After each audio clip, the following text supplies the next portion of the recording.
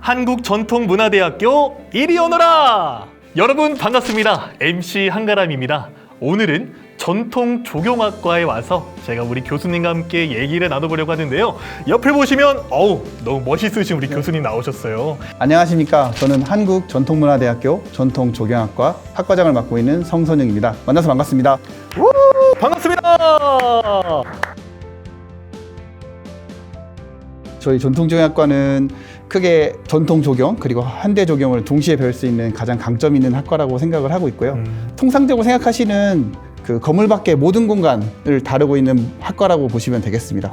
네, 그래서 여러분들이 가장 쉽게 생각할 수 있는 것들은 공원, 그리고 주변에 매일 가시는 아파트에서 조경이 저희가 되고 있고요. 아니면 문화재 하면 생각나는 것, BTS가 집으셨던 경회로 그 안에 있는 경복궁이 있었죠. 경복궁 안에서 있는 조경, 그리고 창덕궁 안에 있는 조경도 저희가 다루고 있습니다. 정말 많은 부분들을 다루고 계시네요. 저희 학교의 인지도가 사실은 저희 학교가 20년 개교한 지 20년이 됐는데 가장 먼저 세워진 학과 중에 하나이기도 합니다. 그래서 아무래도 다른 학과에 비해서는 조금 더 알려지지 않나 약간 자부심이 있고요. 조경학과 교수로서 약간의 자부심이 있고요. 아까 말씀드렸던 것처럼 전국에 조경학과가 한 50여 개 정도 되는데요. 네. 나름대로 준비를 해갖고 온 게 조경학과 중에서도 전통조경을 가르치는 과목들이 몇 개나 있는지 좀 조사한 적이 있거든요. 네. 그걸 조사해 봤을 때 저희는 과목 수도 압도적이고 거기에 배우는 학생들이 배우는 커리큘럼의 질이나 폭도 엄청나게 넓은 것을 볼 수 있었습니다. 저희 학과는 크게 방향을 3가지 정도로 구분해서 수업을 하고 있고요.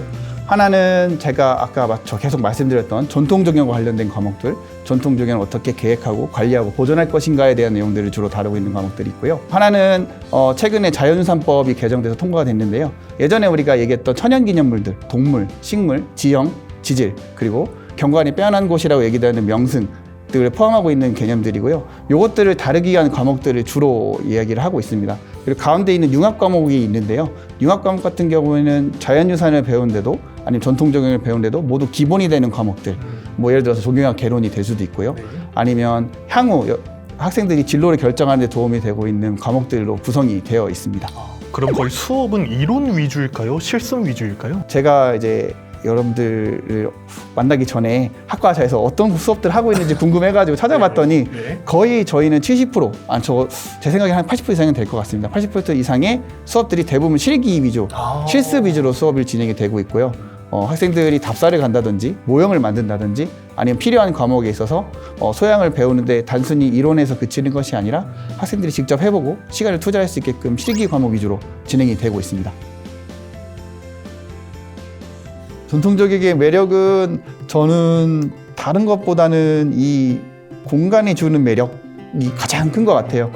또 그 중에서도 사실은 저는 전통이라고 하는 것들이 큰 강점을 가지고 있는 부분이 가장 첫 번째는 최근에 어쨌든 한국 문화 얘기 많이 나오잖아요. 그럼요. 저는 이제 한국인으로서 소위 말해서 너무 자랑스러운데 그런 문화의 어떤 기반이 되는 공간을 가꾸고 만들어 나갔더니 조경이기 때문에 이런 것들을 잘 활용한다면 최근에 이 문화를 콘텐츠를 만들고 생산해낼 수 있는 것들이 능력이 충분히 되지 않냐라는 것들이 하나 있고, 전통조경이라고 해서 저는 학창시절에 너무 막 책만 보고 아니면 문헌만 본다고 생각을 했었는데 실제 전통조경 학과에 와서 봤더니 내용은 전통이지만 그 기술은 첨단을 따라가고 있더라. 그래서 저희가 생각하고 있는 모든 첨단 기술들을 다 활용해서 연구하고 있는 게 전통 조경이더라고요. 드론도 날리고 저희는 3D 스캔도 하고 그다음에 비파게 할 수 있는 어떤 다양한 진단 기술들을 활용한다든지 혹은 저희가 그냥 상상했던 컴퓨터를 활용해서 할 수 있는 것들을 대부분 활용해서 하고 있는 것들을 보고 이게 전통 조경이라는 게 강점을 가질 수 있겠구나. 다양한 기술이 범람하는 시대에서 우리가 가질 수 있는 솔리드한 정말 단단한 콘텐츠는 전통 조경이겠다라는 생각이 들었습니다.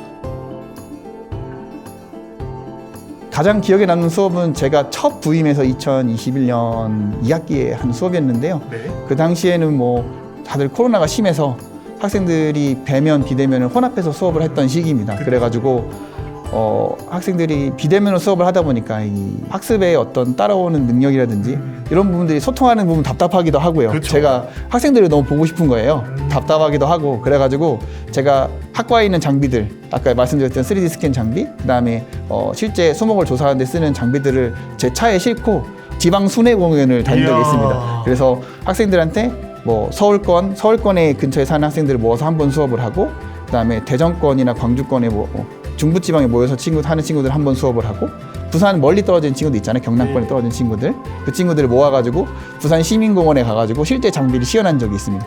교수님께서 너무 열심히 뛰어다니면서 학생들과 만나고 했던 그 노력 때문에 학생들이 되게 좋아할 것 같아요, 교수님을. 근데 좋아했으면 좋겠습니다. 예. 여러분들이 하고 싶은 일이 많다 보니까 시간 관리가 상당히 가장 중요할 것 같아요.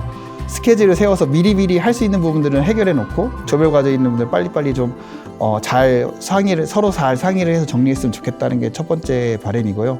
꿀팁이라고 하는 것들은 교수님을 어려워하지 않으셨으면 좋겠습니다.